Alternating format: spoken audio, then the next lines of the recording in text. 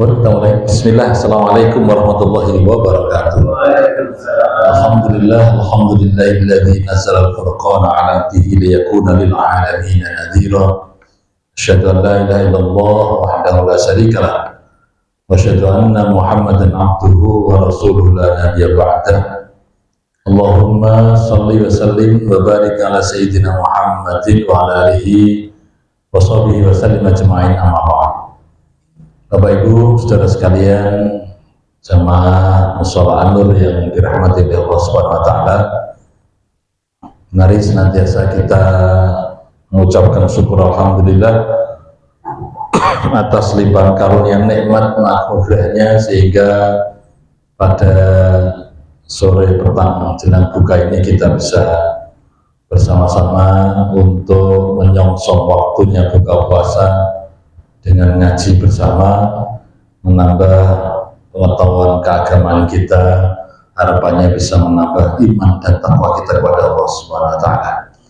Sallallahu alaihi wasallam semoga limpahkan dan curahkan dengan kita Nabi Muhammad sallallahu alaihi wasallam beserta para keluarga, para sahabat dan para pengikutnya setia di yaumil qiyamah. Bapak Ibu hadirin rahimakumullah, di pertemuan tadi malam kita bahas tentang nuzulul Quran, yang mana sebenarnya materinya kalau kita mulai kita bahas ya banyak ya, sehingga tadi malam nggak bisa tersampaikan semuanya. Maka pada sore petang kali ini kita lanjutkan, yang intinya adalah bagaimana kita tahu bahwa setelah Quran itu merupakan kalam Allah, setelah tahu Quran itu adalah firman-Nya Allah Subhanahu wa taala, maka ternyata Allah pun menguji.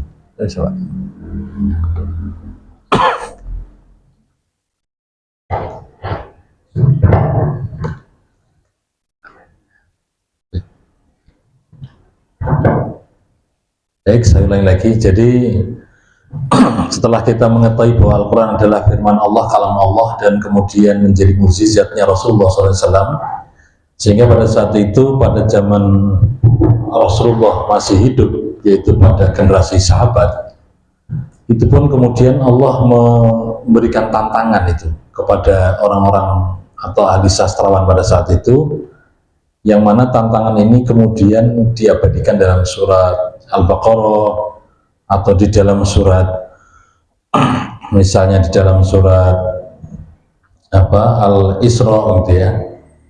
Ada ayat-ayat ini yang memberikan dan memahamkan kepada kita sekalian. Saat itu Allah menantang kepada sastrawan untuk membuat satu daripada ayat Al-Quran yang semisalnya. Bahkan dalam surat Al-Isra itu dikatakan untuk bergabung antara manusia dan jin membuat semisal seperti Al-Quran. Nah, itu pun juga tidak mampu. Baik, misalnya saya contohkan dalam surat Al-Isra ayat 88 yang Bismillahirrahmanirrahim.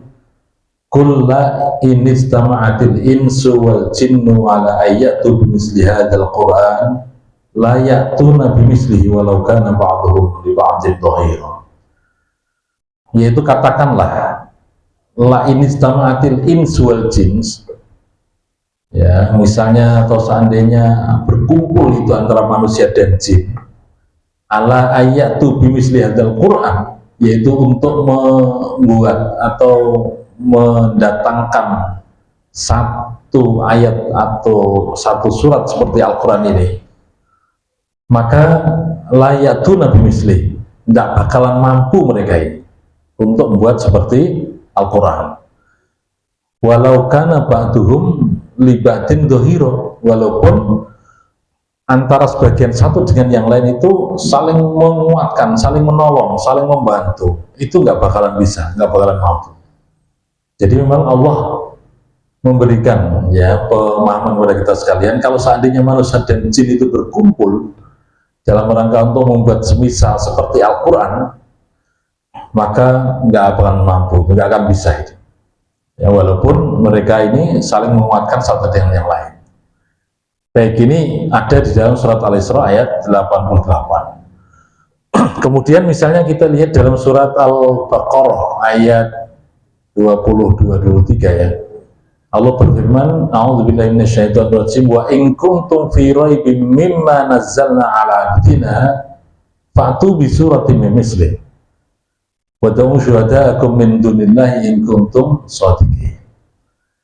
Jadi artinya adalah wa in kuntum fi raibim, wa in kuntum, dan jika kalian wahai manusia, wahai para orang-orang Quraisy pada saat itu, atau kita semuanya ditantang ya, wa in kuntum, wahai manusia, jika kalian semua itu fi raibim, dalam keadaan keraguan, ragu, yaitu fi raibim mimma nazzalna, dari apa yang telah kami turunkan kepada abdi, yaitu kepada hamba Allah Ta'ala Nabi Muhammad SAW. Wa in kuntum fi raibim mimma nazzalna ala abdina fa'tu bi suratin min misli, coba datangkanlah, buatlah satu surat saja yang semisal, yang seperti Al-Quran. Ya, maka di situ dikatakan ayat berikutnya adalah memang nggak mampu ini kita ini. Wa in kuntum fi raibim mimma nazzalna ala abdina fa'tu bi suratin min mislih wa da'u syuhada'akum min dunillah, dan ajaklah saudara-saudara kamu, teman-temanmu, ya, penolong-penolongmu, semuanya diajak min dunillah, selain Allah Ta'ala. In kuntum shadiqin, jika kalian adalah orang yang benar. Jadi memang Allah Ta'ala memberikan tantangan itu kepada umat manusia. Kalau ragu tentang Al-Quran datangnya dari Allah Subhanahu wa Ta'ala, maka silakan ajak itu kaummu, ajak teman-temanmu, kemudian untuk mendatangkan atau membuat misal seperti Al-Quran jika kalian adalah orang-orang yang benar. Kemudian fa'illam taf'alu walan taf'alu fattaqun naral lati waquduhan nas wal hijarah uiddat lil kafirin. Jadi fa'illam taf'alu, maka jika kalian tidak mampu, dan walan taf'alu, kamu pun tidak mampu, tidak bisa itu. Fa'illam taf'alu fatta, oleh karena itu fattaqun naral lati, takutlah engkau kepada api neraka yang mana bahan bakarnya itu adalah dari batu dan dari manusia. Uiddat lil kafirin, disediakan bagi orang-orang yang kafir. Jadi Bapak Ibu hadirin rahimakumullah, ayat dalam surat Al-Baqarah ini pun mengingatkan kepada kita sekalian, ditantang ini manusia untuk membuat seperti Al-Quran, dan memang nggak bisa. Dan kalau memang nggak bisa, maka takutlah engkau, yaitu dengan siksa api neraka, yang mana api neraka ini adalah bahan bakarnya dari apa? Batu dan manusia. Neraka itu kalau misalnya dimasuki batu, tambah menyala-nyala. Masuk di dalamnya ada manusia, tambah lagi apa? Menyala-nyala. Dan ini sebenarnya ada contoh di dunia ini, Pak. Saya nyoba, tapi ketika saya berkunjung di Merapen itu. Merapen itu kan termasuk api abadi itu, Pak. Kalau dilempar kertas otomatis ya menyala. Tapi saya coba lempar pakai batu, Pak. Tak masukin batu itu di lubang yang menyala itu, bener Pak, tambah menyala itu. Saya kemudian ingat ayat ini tadi, fa'illam taf'alu walan taf'alu fattaqun naral lati waquduhan nas wal hijarah uiddat lil kafirin. Kalian jika tidak bisa itu, dan memang nggak bisa itu yang namanya membuat seperti Al-Quran, maka takutlah kepada api neraka, yang mana api neraka itu bahan bakarnya dari manusia dan batu. Jadi di Merapen itu ketika batu kecil kerikil itu saya lemparkan masuk di dalamnya, tambah menyala itu. Ya, kalau kita coba pakai kertas otomatis nyala kan, itu sudah biasa. Tapi batu itu tambah menyala. Nah ini gambarannya ketika di neraka seperti itu. Ketika neraka itu dimasuki yang namanya manusia masuk di dalamnya, tambah menyala. Ya, ketika ada batu dimasukkan di situ tambah menyala. Nah itu adalah gambarannya. Kalau di dunia kita lihat ya api abadi itu. Saya pernah nyoba di situ.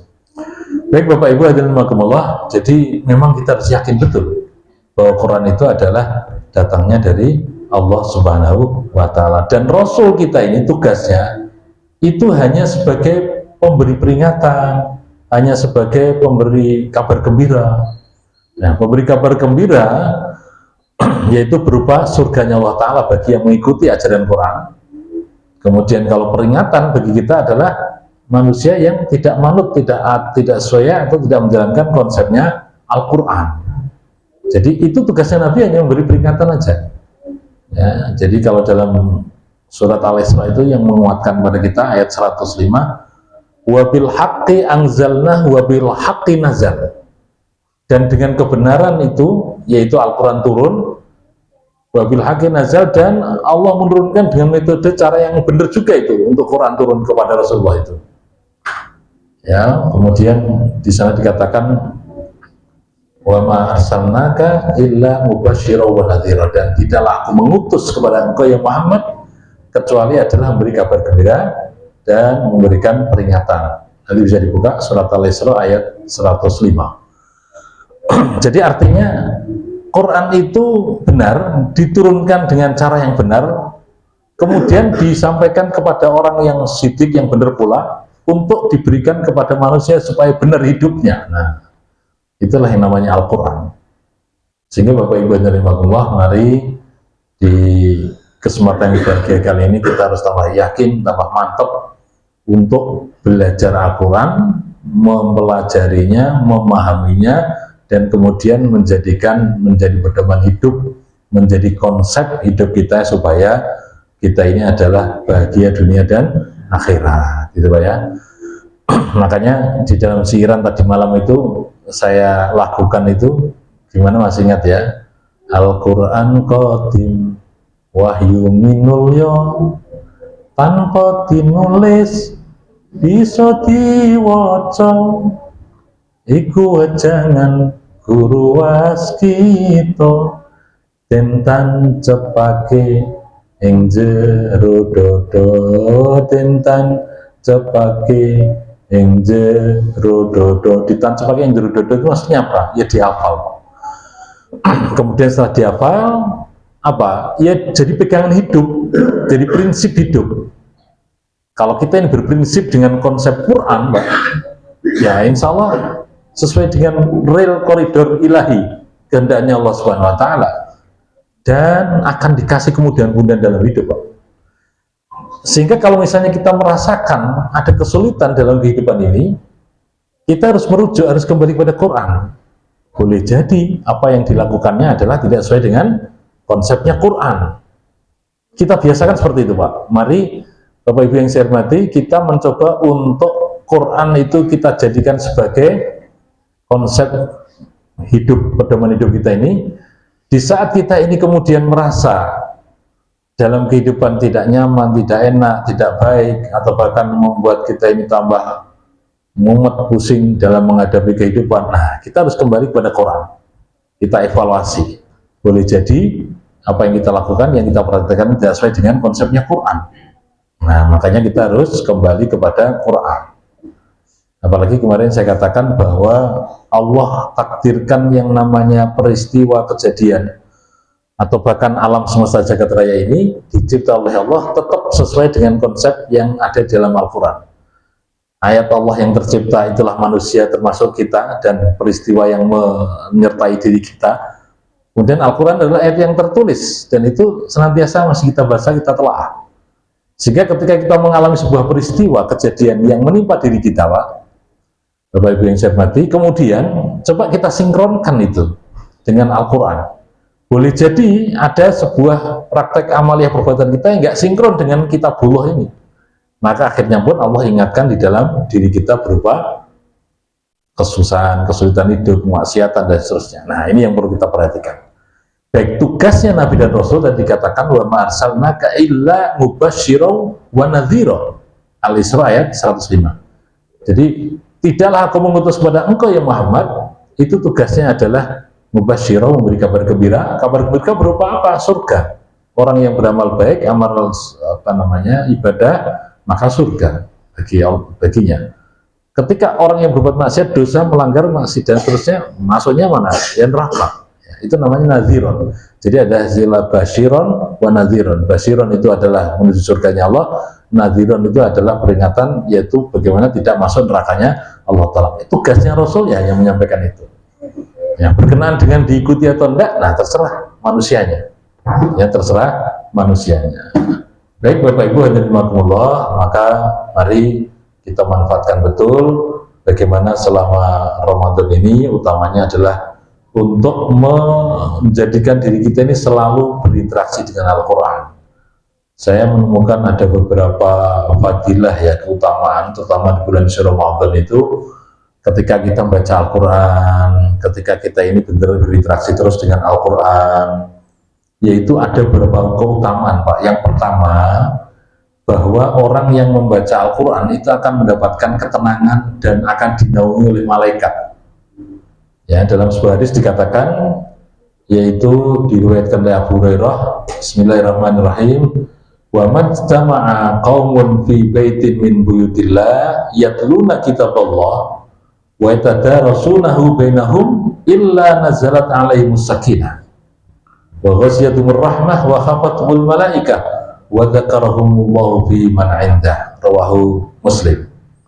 Jadi artinya adalah tidaklah satu kaum berkumpul dalam satu majlis di Baitullah seperti ini, di masjid musola seperti ini Pak. Jadi kenapa kita ini ada tadarusan Pak ya?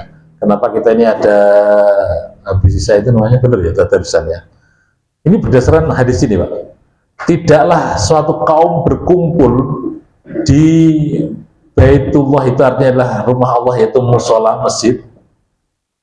Kemudian mereka ini yatluna kitab Allah, membaca kitab Allah yaitu Al-Quran, wa yatadarasunahu bainahum, dan mentadaruskan, saling menyimak, ada yang baca, ada yang menyimak, ada yang baca, yang menyimak gitu ya, itu namanya tadarasun.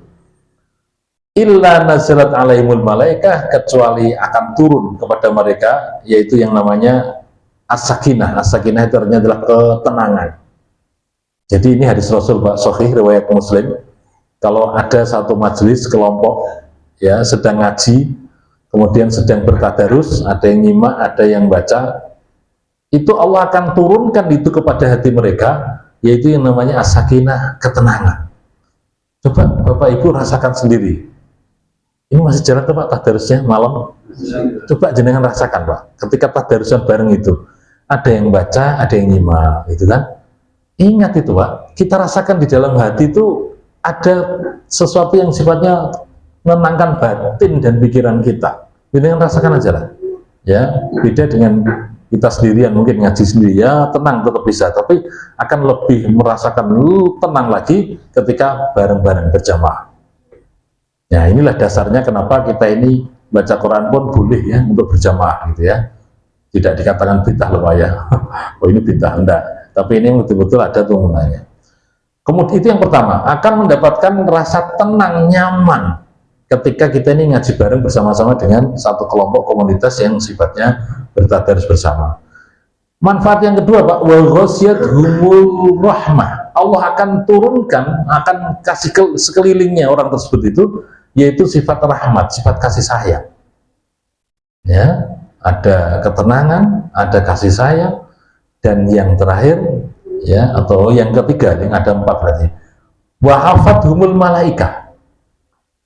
Allah akan mengirim para malaikatnya untuk menaungi, melingkupi majelis tadarusan Al-Quran tadi Pak. Makanya wajar Pak, Bapak Ibu yang saya hormati, ketika tadarusan malam itu kita merasa tenang, nyaman, itu ini hadisnya ini Pak. Malaikat senantiasa ada di sekeliling kita ya, menaungi kita ini. Wa dzakarahumullahu fi man 'indah, dan Allah akan menyebut kita semuanya insya Allah Pak yang bertadarus Al-Quran tadi, yaitu senantiasa di sisinya Allah. Artinya apa? Nama-nama kita ini akan disebut oleh Allah kepada makhluk yang dekat dengan Allah, yaitu para malaikat yang dekat, malaikat muqarrabin namanya. Diumumkan itu, oh ini si fulan, si A, si B sedang tadarus Al-Quran di musola An-Nur ini, disampaikan itu di apa namanya, di penduduk langit. Makanya orang yang bertadarus Al-Quran itu berarti ya dikenal itu Pak oleh penduduk apa? Langit. Nah, begitu bahagianya kita ini. Ini yang pertama. Yang pertama, fadilah keutamaan daripada Al-Quran, yaitu ketika kita baca bertadarus Al-Quran bareng-bareng tadi, Allah akan kasih ketenangan kita, kasih sayang kita ya, kita akan dinaungi oleh para malaikat dan disebut nama kita oleh Allah, yaitu disebut, diumumkan pada penduduk langit ya di hadapan Allah Ta'ala. Yang kedua Pak, ketika kita baca Al-Quran, ini sudah saya sampaikan kemarin, pahalanya itu tidak per ayat, tidak per kalimat, tapi per apa? Huruf. Kita baca Yasin, berarti berapa huruf? 2 huruf, berarti ya 2 pahala. Bahkan dilibatkan lagi ya, menjadi berapa Pak? Falahu bi 10 Pak ya. Dan 10 kali lipat. Kalau di bulan Ramadan dilipatkan lagi Pak, terus Pak. Jadi namanya pahala baca Al-Quran. Kemudian fadilah utamanya lagi Pak, Quran itu ternyata amalan yang boleh kita ini iri untuk meniru bagaimana bisa baca seorang yang baca Al-Quran.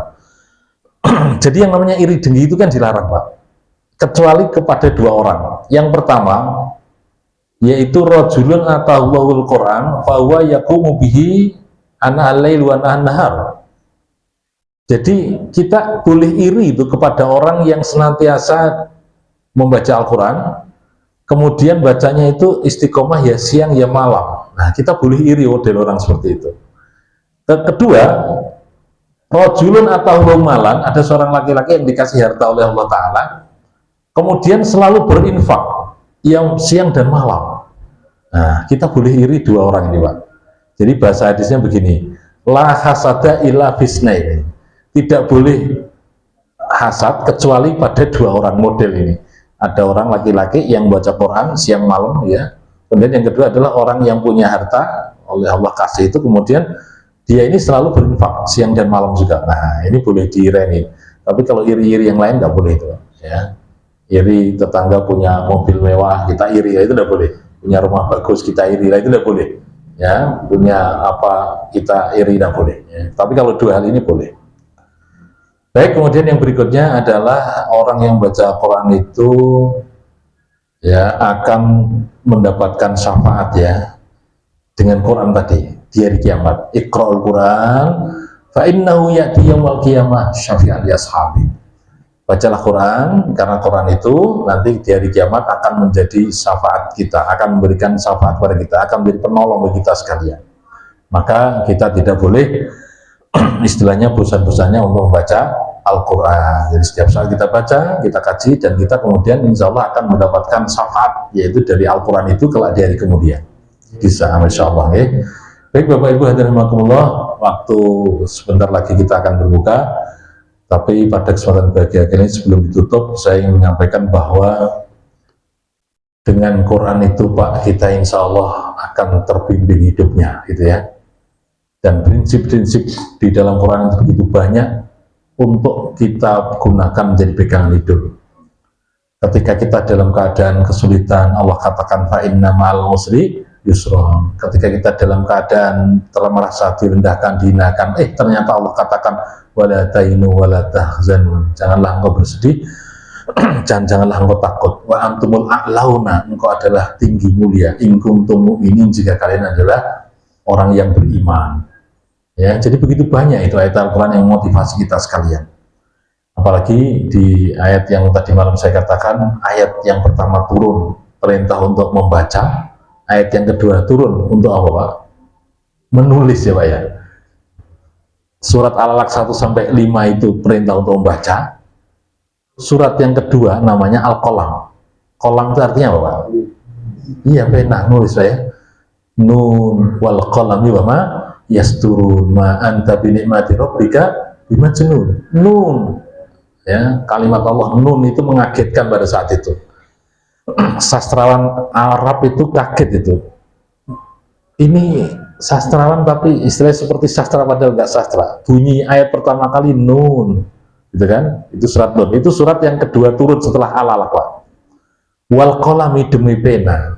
Wa mayas turun, dan demi apa yang mereka tuliskan Pak. Oh itu artinya begitu pentingnya ini umat Islam harus sadar betul, yaitu membaca dan menulis. Setelah kita membaca mutolaah ya, apapun yang kita baca kita teliti, kemudian kita tulis ya. Ini artinya perintah Allah yang pertama dan yang kedua. Perintah yang lainnya belum ada, perintah sholat, perintah puasa belum ada, tapi perintah membaca itu didahulukan. Perintah menulis itu didahulukan ya daripada menjalankan amal ibadah yang lainnya, karena itulah Al-Quran memotivasi pada kita sekalian untuk menjadi orang yang ahli dalam bidang pengetahuan. Maka kita wajar Pak, tahun-tahun abad kita lihat ya, dulu Islam sempat menguasai dunia itu ya, ketika beberapa tokoh-tokoh Islam itu menguasai dunia. Ibn Rus misalnya, karyanya Rus itu yang dikaji Pak Rois itu, Bidayatul apa? Mustahid. Itu salah beliau itu, tidak hanya itu saja, ada karyanya itu yang dikenal di dunia barat menjadi, saya lupa namanya itu, yang membangkitkan Eropa itu menjadi, kemudian bangkitlah namanya industri, atau istilahnya dikenal dengan apa itu, industrialis ya, apa itu masa ini, ya, revolusi industri. Itu dari karyanya Ibn Rus itu Pak, orang Islam Pak, orang hafal Quran gitu Pak ya. Kemudian kita kenal juga namanya Ibnu Sina, yang dikenal di barat namanya Avicenna. Itu punya kitab namanya Al-Kulliyah Fitib, yaitu dalam hal kedokteran Pak. Sehingga orang Eropa, orang Amerika, ya orang manapun juga mengakui bapak kedokteran itu ya siapa? Ibnu Sina. Ya, jadi artinya mereka itu terinspirasi daripada perintah-perintah Al-Quran. Makanya kita ini kemudian menjadi semangat Pak untuk belajar harusnya. Ketika umat Islam itu kemudian tidak bangkit dalam hal ilmu pengetahuan, berarti ya istilahnya ketinggalan terus. Kita ingin supaya bangkit umat Islam. Alhamdulillah, saya kira sekarang sudah mulai melihat beberapa sekolah-sekolah kita ini. Kalau zaman usia saya tahun 90-80 itu di Semarang, sekolah-sekolah mohon maaf yang terkenal adalah mereka Pak ya. Ada Dominico, ada Antonius, awal banyak sekali. Tapi sekarang Pak ya, sekarang bermunculan ya. Ada Hidayatullah, ada Al-Azhar, ada Nasima itu kan tahun 96 itu Nasima. Di Semarang maksud saya, kita lihat saja. Ini artinya begitu bermunculan sekolah-sekolah Islam ini, berarti ini menjadi tanda ya kebangkitan Islam ya, terutama di kota Semarang insyaallah. Baik, hadirin rahimakumullah, kita lihat yang namanya Bukone jam berapa nih Pak? Kalau di jam saya itu ya, di jam saya adalah maghribnya 17.53 Pak. Kurang beberapa menit lagi, mari kita berdoa Pak, semoga Allah memberikan keberkahan hidup kita di jalan buka ini. A'udzubillahiminasyaitonirrajim. Bismillahirrahmanirrahim. Alhamdulillahirabbil alamin. Allahumma shalli wa sallim wa barik ala sayyidina Muhammadin wa ala alihi wa sahbihi wasallam ajma'in. Hamdan syakirin, hamdan na'imin, hamdan yuwafi ni'amahu wa yukafi mazidah. Ya Rabbana lakal hamdu kama yanbaghi li jalali wajhikal karim wa 'azimi sultanik. Allahumma Rabbana taqabbal minna salatana wa siyamana wa ruku'ana wa sujudana wa ta'budana wa tamim taqsirana ya Allah. Ya Allah, ya Allah, ya Arhamar Rahimin. Allahumma innal haqqa haqqa warzuqna ittiba'ah wa innal batila batila warzuqna ijtinabah. Rabbana hab lana min azwajina wa dhurriyyatina qurrata a'yun waj'alna lil muttaqina imama. Rabbana atina fid dunya hasanah wa fil akhirati hasanah wa qina adzabannar. Wa sallallahu sayyidina Muhammadin nabiyil ummi wa ala alihi wa sahbihi wa baraka wasallam. Subhana rabbika rabbil izzati amma yasifun, assalamu mursalin, walhamdulillahi rabbil alamin. Bismillahil Fatihah. A'udzu billahi minasyaitonir rajim. Bismillahirrahmanirrahim. Alhamdulillahirabbil alamin, arrahmanir rahim, maliki yaumiddin. Iyyaka na'budu wa iyyaka nasta'in. Ihdinas siratal mustaqim, siratal ladzina an'amta 'alaihim ghairil maghdubi 'alaihim waladdallin. Bismillahirrahmanirrahim. Allahumma laka sumtu wa bika amantu wa 'alaika aftartu dzabatu wa wattalatil wa syafa'atul insyaallah. Allahumma barik lana fi ma razaqtana wa qina adzabannar. Assalamualaikum warahmatullahi wabarakatuh.